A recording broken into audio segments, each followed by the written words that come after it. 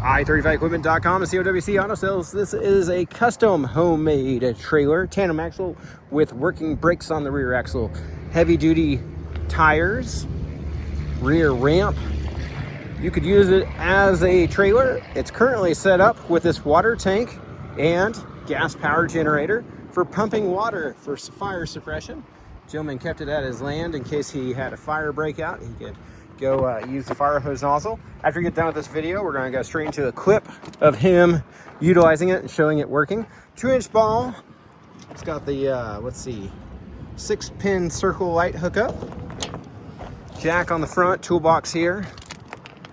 Appreciate you taking time to watch. And if you just hang on a minute, we'll go ahead and put that video of him showing us how the pump and the generator work. Thanks for watching. Have a great day.